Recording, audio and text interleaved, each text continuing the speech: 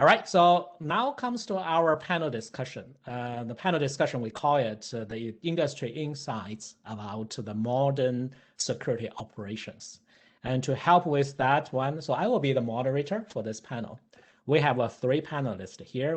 You already know Sameh from Microsoft and Michael from Kenna Security.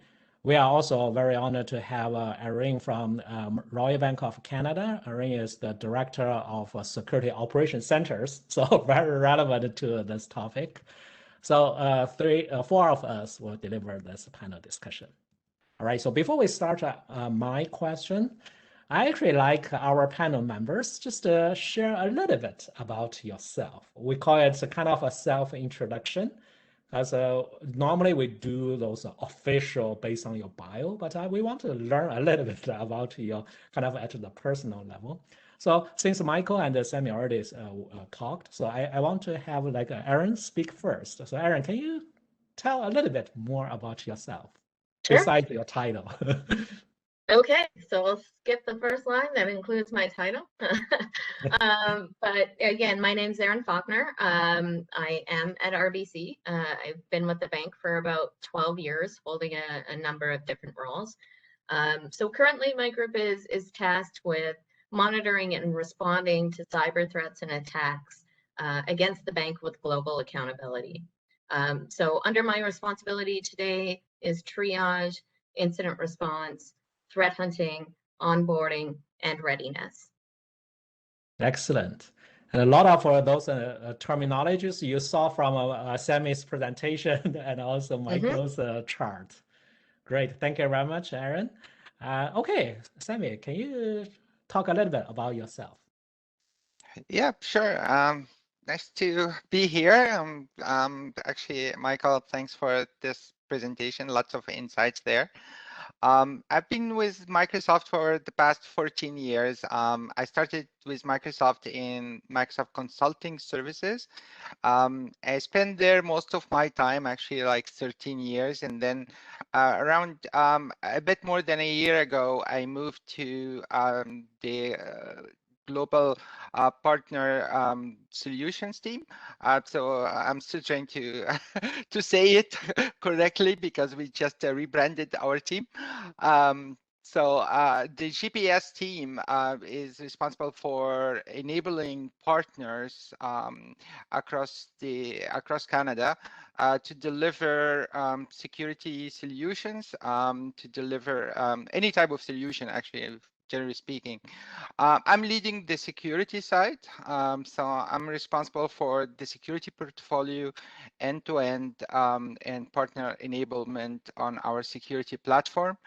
Yeah, like it has been very interesting year, moving all my knowledge, working with enterprises, government, and private sector, and passing all of these field knowledge to our partners to help them assist customers. That gives me more scale in delivery. I'm happy to be taking part of your event. It's my first time in your event, but I'm looking forward to join you on more events as a presenter or even as an attendee, because it's a very great event. Like, I've looked into some of these events and I'm very impressed. Thank you. Thank you. For sure, we will have you come visit us more. All right, Michael, you have some very unique experience. And so, yeah, tell a little bit about that. Well, I'm a data scientist through and through. You know, I dropped out of a PhD program at Georgia Tech, started working at Kenna Security very early on. In the meantime, I've started a coffee roaster, which is also a very data science driven product.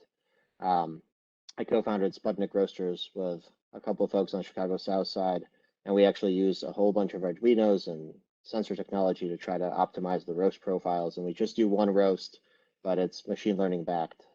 So I float around the data science machine learning world in every way I possibly can.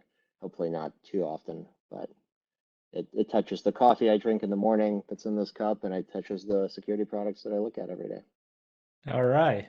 And one question I cannot help asking is, what does it feel to list as Forbes 30 under 30? Well, you don't know until the day of, and then it's like you got an MBA overnight without actually going to school. You have an alumni network and you reach out to people, and all of a sudden people answer your emails more than they did before, but otherwise nothing really changes in your life. There's no cash prize, so you still have to work for it, you know? All right, cool. Okay, good. All right, so that's a quick opening. For people who know me, so I don't need to introduce myself. Basically, I'm your moderator. I'm also founder of Cyber Tech and Risk. Okay, so let's talk about security operations, which is to my knowledge, is a center of your overall cybersecurity or security program. And the reason we're putting together today's event really also because there are a lot of changes, right? So cybersecurity is moving fast, but specific for security operations, we are actually, the whole industry is facing some significant challenges. I know Sameh and Michael, that you touched on that one already, but I want to use that as the first question to the panel. What are some common challenges from your experience you experienced within the today's security operations? So I'd like to ask Erin first, then we'll move to other speakers. Sure. I think from a personal perspective, I worry about overworking the team and potential burnout. So as we continue to grow, expand our coverage, increase our visibility, those are all great things, but this will inherently increase volumes and the number of times the team is going to get paged out after hours. I also think a lot about keeping the team connected and engaged while we're all working in this remote setting. From an industry perspective, obviously the growing list of third-party incidents or supply chain attacks is a concern. We're only as strong as our weakest link. So this really requires significant due diligence to avoid surprises. But we're still seeing big numbers of ransomware attacks and data breaches. And then additionally, kind of keeping up with the growing demand from regulators. They're asking for more in-depth exams. Providing documents as evidence may no longer be sufficient on its own. So we're seeing more live demonstration type requests.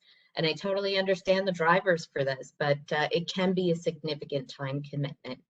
And lastly, maybe for the first time since this has really been a kind of topic of conversation, I think we're actually starting to feel the talent shortage. All right.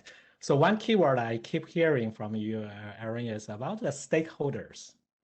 The stakeholders means your internal people, your customers, auditors, and talent, right? So all those. So as a security operations center, you're actually dealing with how do you serve all those stakeholders to meet their needs. So that's one thing I also hear.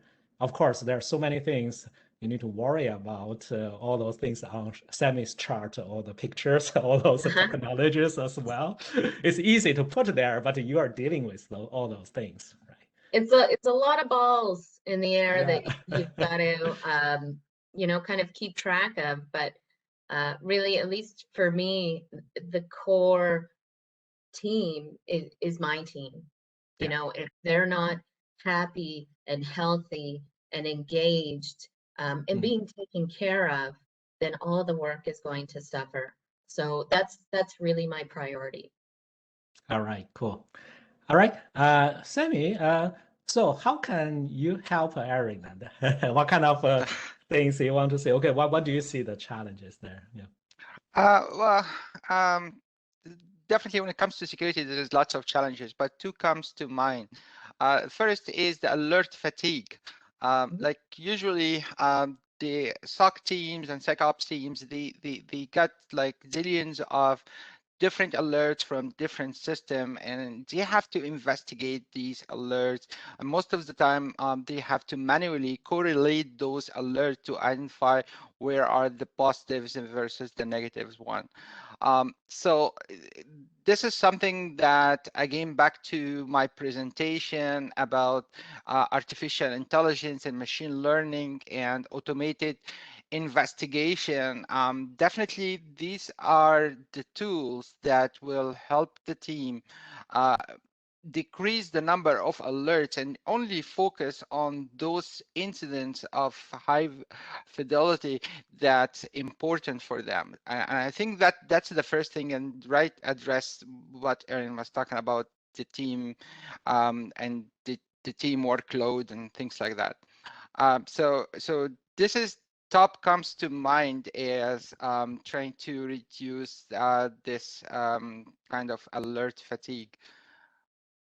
All right, so alert fatigue, which is, I already mentioned the burnout, all the things, right? So when you look at this, so there's a lot of work. The security operations center, as far as I understand it, it's not an easy job, right? So there's a lot of work there. Michael, what do you see that's the challenge? I think there's silos of security data that, if we break them, could really help decrease that alert fatigue. I wrote an article with Dan Gear in 2018 about the SOC, and we looked at the average time that an analyst takes to look at an alert. And we did a top-down study, number of analysts, number of alerts that a typical product sees for a typical organization. We kind of did your typical total market analysis. And we found that it takes about 6 minutes for the average analyst to make a decision about an alert. And of course, you can be wrong in those 6 minutes, especially if it's the nighttime or you're tired. There's a huge human factor here. So my data-driven perspective to this is, how can I make that 6 minutes 12 minutes? And the easiest answer is, it's not, can I give you another alert to look at? It's, can I give you extreme confidence in ruling some things out? And if I'm really good at my job, can I rule out 50% of those alerts so that you're only faced with the 50% that remain, and now you've got 12 minutes per alert, and you're more than twice as likely probably to be correct about that determination. So from the machine learning data science perspective, it's all about removing noise from that equation. And every bit of noise that I remove is a minute that I give back to an actual person in a seat actually thinking about some data. And nobody likes to do that. We'd rather have machines do it. Excellent. That sounds great. If I may add one more, among all the challenges, and we talked about alert fatigue, is the insider risk, because this has been growing, and we see this is exceeding now 75% of attacks happening right from the risk of insiders within the organization. And we've seen this percentage increase as more organization now going to remote work and bring your own device and things like that. So again, like the ability to be able to minimize the insider risk and detect, understand the behaviors, not just for a user entity, but for the user group and the peers of this user. And across the organization, understanding these behaviors, be able to help us address the insider risk within our organization by detecting any anomalies in the user behavior. So I think insider risk, and we have lots of capabilities within the product suite to address insider risk, but I think this will be the second to the alert fatigue. Yeah. Feels like you don't have enough things to do, then you add the insider one, then that's make the so when you're dealing with one ball, it's easy. 2 balls, 3 balls, then you add 10 balls, you want to play that one, that's really, really hard. And not mention someone will drag your hands, cannot let you focus on that one. All right. All right, so we touch on some challenges, as we can see the fatigue, a lot of noise, and also all kind of stakeholders you need to meet there and the needs, and also some talent shortage. So I'd like to ask another question. It's related to because the security operations center right now, especially for large organization like RBC, right? So all the major banks, you're dealing with not just one environment. You are dealing with a very large, complex, and also cloud, on-premises, and all kind of legacy. We don't call legacy existing, or like a, or maybe some future or SaaS environment. So there's so many like a complex environment.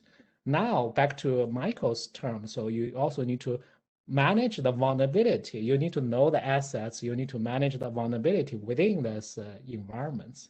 So how can we better manage that? Anyone can jump in, so no specific order. Maybe Michael, you first, because you already touched on the vulnerability. Yeah, I can start. I wanted to go last, I guess, but look, my take is most vulnerabilities don't matter. And I think we've been not misled, but a little scared by the thought of not just security vendors, but pen testers as well, into thinking that every vulnerability is truly critical. And it turns out the data doesn't say that.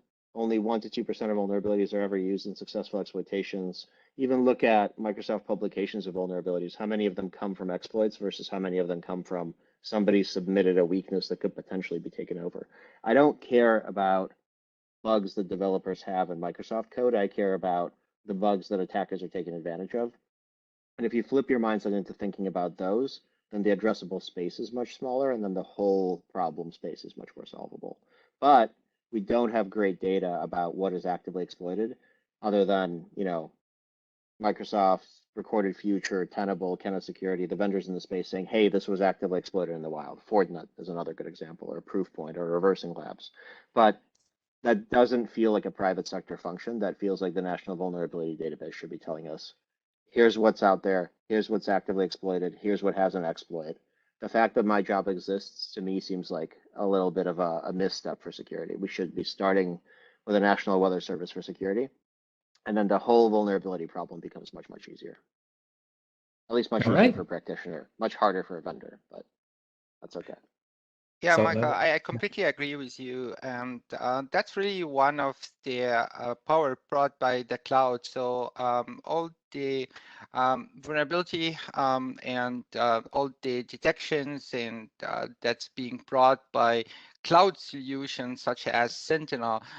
This allows a direct feed from our threat intelligence right into the product and be able to identify this kind of threats. But yeah, I completely agree with you. Okay. I could add to that. Maybe we'll just attach the caveat that Michael and Sameh have just shared. But I think, honestly, the first key item is visibility. You can't detect, scan, or remediate assets that you don't know about, right? So you need to know what assets you have, what type, and a mechanism to determine where software is installed. CMDB can help with that. Then you also really need to understand your network. What do you allow in? What do you allow out? What controls do you have? And last but not least, I think you really need an appropriate vulnerability management program. Should include scanning schedules, how to prioritize these vulnerabilities and assign criticalities, and then that deems how quickly you're going to patch. And really, you know, to Michael's point, focusing on those maybe with proof of concepts in the wild, active threats. And then you've got response, right? So whether that simply entails working out a patching schedule, seeking out IOCs that will help detect an exploit while patching is being rolled out, as well as a plan around how you will handle a vulnerability that does get exploited. So at this point, I'm talking a little incident response, but you should know who your stakeholders are in advance and have a consistent approach so that you can really spend your time on the remediation plan. All right. No, okay. Erin, go ahead. I think they're not different things. And the fact that you mentioned all of them is great. I don't think they're separate areas of security. I think we've just kind of started specializing just recently. But of course, response is the whole reason we do vulnerability management in the first place. And of course, the data from response is how you determine what's a risky vulnerability. They can't be separate things, but they have been for the better part of a decade. Yeah, I would agree. All right. Okay, so let's move on to the next question because we touch on the topic of alert fatigues, right? So this is the wording I hear again and again from people may or may not be in security operations center, but they kind of touch on that one. And I also noticed that there are several questions submitted by our audience today related to that topic. I think Rajan here asked, how can we make like remediation faster, right? So to improve the performance, make it more agile. Another person, I think Sonic asked, how can we deal with the overload of overwork or overload of work of SOC teams? And also, how can we help the SOC analyst become better, respond, evaluate the alerts and the events? In the meantime, we hear this term alert fatigues a lot, right? So, Erin, I want to hear your insights first. Yeah, it's interesting because, I think I'm probably going to touch on some of what Sameh shared in his discussion. The short answer here is automation. It may sound a little bit oversimplified. It is not the flip of a switch. There's a lot of legwork that you need to commit to upfront before your team will actually start seeing benefits from it. But if you can dedicate some time and space to that, this is probably going to be your biggest payoff and something that your staff will be grateful for. There are some processes or response that may not be able to be automated end to end, but what you can do instead of focusing on sheer volumes is start drilling down into what takes the most time. What are those tedious, repeatable tasks that don't really benefit from having a human intervene? Focus there, and you can start getting some of that valuable time back to focus on more important and complex problems. Lastly, I would also recommend having a capacity planning model. So this really hinges on understanding your business and your metrics. You need to understand what your baseline volumes are, how many people you have, how many available hours do you actually have to dedicate to investigation.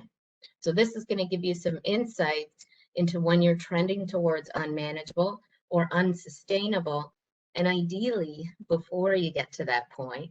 And alternatively, if you combine that with automation, this can allow you to see when you are able to take on new challenges and initiatives without impacting your core business.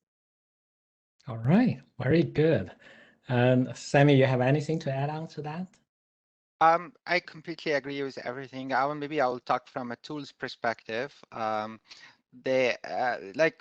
what you really need to have is some intelligent deep detection. So it's not just about collecting events and raw data from different systems and trying to make some sense out of these data and then trying to map those different pieces and put them together to identify whether the alert is real or not and whether it's constitute an security incident or not. So you need these deep detection tools that can share signals across them and be able to unify also those entity definition across the different systems, adding or defining semantics and meanings to these entities and to user behavior, and be able to have the artificial intelligence and machine learning capability that can analyze all of these alerts raised by the different disparate systems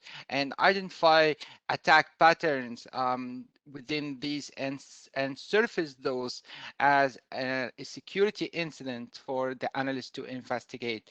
So the again, like artificial intelligence and machine learning and automations are key to these solutions, and having disparate different security solution, and we see this a lot. Like on average, a large enterprise customer may have anywhere between 40 and 70 different security tools and component that they need to deal with, probably from different vendors. And this again, like this also adds to the problem but you need like a unified tool. So for example, in our Azure Sentinel, it provides a single pane of glass across all security. It have this intelligence to analyze all the alerts detected by the deep detection tools and correlate those alerts and provide the SOC team with all the information that they need. Also have the automation capability to run automated investigation to collect this data, as well as taking remediation actions right from the tool. And this remediation actions can also be automated. And this definitely leaves the SOC team to deal with the most important threats instead of being bugged by lots of false positives. Right. So it's not just the detection need to be automated, but also response also need to be automated. And yes. So it's not just passively sitting there. And so Michael, so we, Sameh and Erin already touched quite a lot on the automation, the AI. So from data scientist point of view, so that's directly related to AI. How easy we can kind of leverage AI, right? So AI sounds like a silver bullet. How easy, or what kind of things you can see from your perspective? Well, I'm not a SOC expert, so I will say that. I will answer your question with a question for everybody else in the room, which is, do we think that most environments are similar or different? And let me expand on that. What I mean is, when you think about detecting how likely a user is to perform a particular action, the real question is, can you build a global model of users? Or are users of different organizations so different that we need a different model for each organization? And that answers the question of how difficult the machine learning is. So for vulnerabilities, it's very easy because vulnerabilities are globally modelable. You can look at data from Microsoft's Threat Intelligence, Cisco's Talos. You can correlate it to all of NVD and then build a model that tells you some insight. And they might be different insights, but you build a couple models, you now know kind of what the global landscape of CVE looks like. Users aren't like that. People are really hard to model. My gut tells me that the sad reality of user behavior analytics is that RBC needs its own model of UBA, but a global model of vulnerability. And so every one of the large banks probably already has an internal model of their users. Similarly for the SOC, it's the same. The SOC is really the intersection of asset management and users, and you need both models for AI to be effective. But All right. again, Yeah, I could be wrong. You know, Erin, Sameh, if you tell me that you could build some global base model of users, Oh, I'm no. gonna quit my job There's and no start way. a startup. There's no way. Just Yeah, because I completely agree. Sorry, go ahead. Okay, we've got, 85,000 plus employees with a global footprint, many of who are support staff. So they're going to do weird things. They're going to log on at 3 in the morning to fix something. And so you're right, developing a baseline model that works for everyone, it won't. It's a lot of work. I think the SOC tool, like the silver bullet in the SOC, will be some security startup in the next 20 years, maybe not even 10, where at some point every organization will have that model of their own users, internally built or built in conjunction with some data science tools. And then the security tool will be a vendor that takes that global vulnerability model that we're already kind of reaching the end of, or maybe just the beginning of, and pairs it with that internal build model to give the organization insight. But we're definitely not there yet. That's Erin's job. That's not my job. It's a journey. So in just a note on this, like in Azure Sentinel, we have the user entity behavior analytics, and this engine used machine learning to learn about what Erin has described in terms of user behavior and what Michael has alluded to, that every organization is different.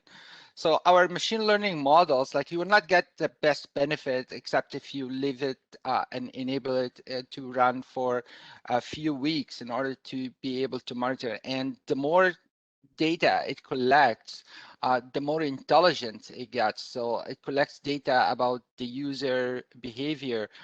It also detects if the user have high value access to high value assets, for example, it detects the user behavior, and it's not just focusing on individual and each individual users, but also compares and analyze the user group and the whole organization and the different locations that users use, different countries, different regions.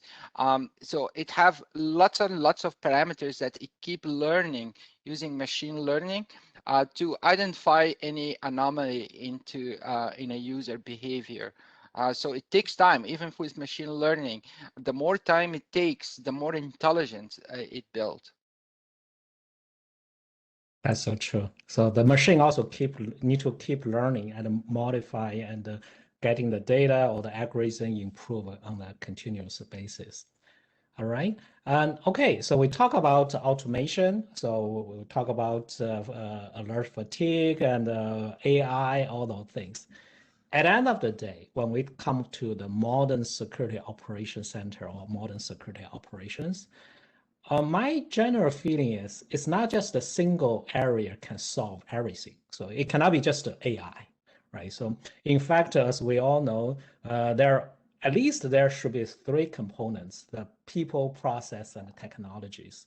And those need to work together to form a unique way suitable for the organizations. So can you share a little bit about your insights about how can we integrate or employ processes, people, and technology together to move our security operations to the next level of performance?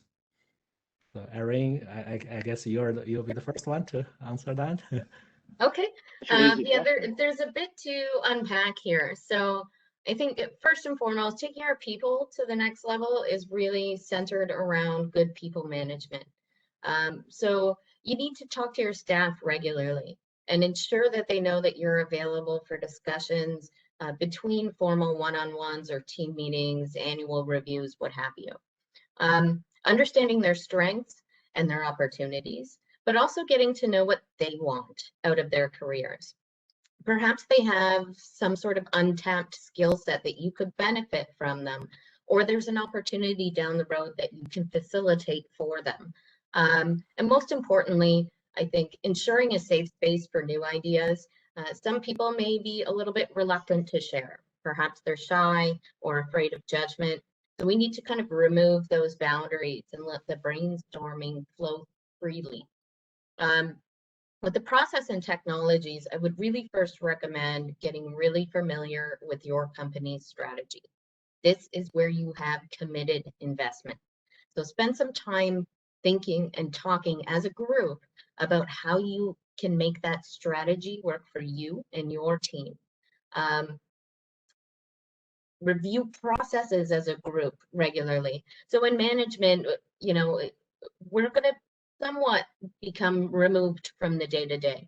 So you lean on your team to communicate challenges. Do these processes still make sense? Are we even doing this anymore? Is there a faster, better, easier way to do this? And there's multiple benefits from that. Your team will feel heard and valued. Perhaps you do come away with some efficiencies. And by doing this in a group setting, you may be exposing some team members who weren't aware of or weren't as familiar with a particular process, now becoming more familiar and actively engaged in discussion.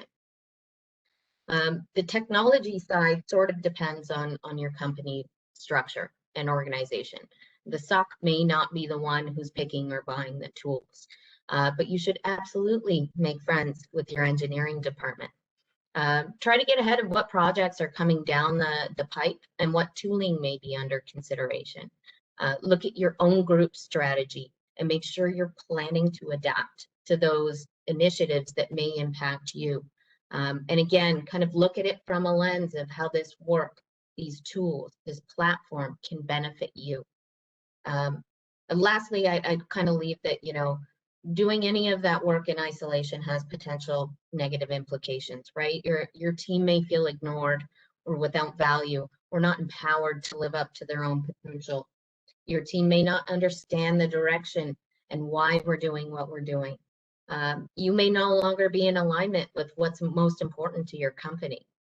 You may deliver what you deliver, might not be up to expectation. So, you've got smart people around you, you've hired smart people, talk together and frequently with a common understanding. And then if you can divide and conquer on the same plan, you are likely to achieve way more than trying to come up with all the answers yourself. All right. Wow, that's a very comprehensive areas. You touch on all the areas like a process, technology, people, and also from management point of view, how do you kind of build a team? Michael and Sameh, what do you want to add to that? I'm interested because you also focus on different areas. Well, it's well said. I think you addressed all areas. All right, so maybe I spin that question a little bit. As we all know, we are facing the talent shortage, generally speaking in the cybersecurity, but also specifically for security operation centers. We don't have many kind of people have that experience before, or so kind of like have capable to do that, right? So so how do we handle or like deal with the talent shortage? This also related to the career development. And I know Michael is still very young. Okay, yeah, we kind of in the different stage of the career development, right? So this is open question really is from the talent development, career development point of view, what do you think things people need to be pay attention to? And I will start with Michael first. I just think that there's both a specialization in cybersecurity that's necessary and a generalization of cybersecurity jobs to general business skills. So I think it's entirely possible for a Salesforce or SAP analyst to be effective in a security organization if that organization is built right, and for them to take that dive. At the same time, you also need folks with very specialized skills that we need training programs for. I actually wrote an article in Dark Reading about the cybersecurity workforce shortage just last week. And I think I disagree that there's all that much of a shortage. So, the typical numbers claimed are 1.5 million, 2 million jobs that are necessary. That's like a CFO saying we need an extra 800,000 people to approve every expense. Some expenses shouldn't be approved, and we do that through systems and policies and organizations. And I think you could build organizations that require less folks as long as the vendors are willing to play nice with the newer organizations that are being built across the more sophisticated organizations. You could solve any problem with more bodies, but you could also solve that problem with more process. Okay, so you touch on the how, because one thing I feel is, Michael, maybe from your data scientist, maybe from a unique experience, I feel you always bring some unique perspective and looking at things from a different way, which is actually open the mind, right? So looking at not think something common thing, because whenever people say, okay, 2 million talent shortage or 3 million, or keep going those number, the general impression is, oh, okay, we need so many people. But in reality, different company may have different situations, right? So it's also I agree with just the answer. Yeah. It's also because I'm a Soviet immigrant, so I just question that number. I question everything as my base instinct. Questioning where the 2 million comes from. Yeah. Who knows? Right. Sameh, yeah. Well, I tend to agree with Michael because I've seen this in our own internal Microsoft SOC operations. Our internal SOC operations has sustained over maybe 100% growth in incidents over the last 3-year period, where we didn't have to add any additional staff. Again, because we've been looking at the important stuff and again, like employing AI, machine learning, automation, and so we didn't need to add this stuff. But I've seen the problem in the field as I'm dealing with partners and partners deal with customers. We feel like because of the non-standardization across the organization in terms of the technology and the security tool set that they use, they spend more time on engineering efforts for these tools. I have to get servers, install the tools, update the tools, patch the tools. So even the tools itself becomes a burden for the organization. And that's why at Microsoft, we're looking more to be more cloud-based tools to decrease this effort, to decrease the engineering, and therefore decreasing the total cost of ownership. And at the same level, it's also help with the staff. So we will not need to add this additional staff like what other organizations say. So again, like we have to look at the problem from a different angle, and that's why I agree with Michael that we don't need this large numbers. We just need to look at our internal processes and tools, and I'm sure that this is something that can be addressed using the existing staff. All right. Okay, so we hear two messages or two comments on that one. So I'm also interested in hearing what Erin wants to say, because you're managing those directly. Yeah, for sure. It is a bit of a tough question. I do not have a silver bullet answer, but I've got a few ideas. And I think kind of in line with what Sameh and Michael are saying here, first we can focus on efficiency and getting the most out of what we have got. And as I mentioned previously, really understanding your program through capacity planning is key to identifying how much you can handle versus when you need to start augmenting those resources. Again, automation can help out here too, letting technology take care of more work and freeing up the resources that you do have. But also focusing on developing internal talent. And again, this is kind of in line with what Michael was suggesting. This is also an option. So go out and headhunt in your own organization. Perhaps you already have individuals with experience and qualities that you're looking for, but need some further development on the technical side or on the process side. Also start looking at new grads. They've got the latest and greatest education. It's fresh on their minds and they're hungry to get started and make a difference. If you have the capacity to groom that talent, really what they need is experience, discipline, and just time in the seat. Some organizations, RBC being one of them, are partnering with universities to develop the programs and focus on the skills that organizations are looking for now. So we can tap into that pipeline and make sure that we are generating new security professionals. Unfortunately, and lastly, just to kind of leave it at this, I don't think we can avoid it 100%. There are going to be times where we need more bodies and we may need to go to the street to find them. Right now, this is tough. Everyone is hiring. The competition is fierce. You've got vendor space, consulting space, private companies, fintech, startups, all competing for the same limited pool of talent. But we're also no longer just focusing on competitive salaries. Many individuals have gotten used to working from home 100% of the time. They may have children in unpredictable schooling situations right now. And people may no longer be willing to commute after adjusting to a couple extra hours in their day given back to them. I think flexibility is going to be, a big consideration for new candidates. Very good, because that's basically from front line experience with all those things. And I like what Erin mentioned that for new graduates, because I was teaching at university colleges and I have quite many students. So they came to the question, so I'm interested in cybersecurity, but where should I start?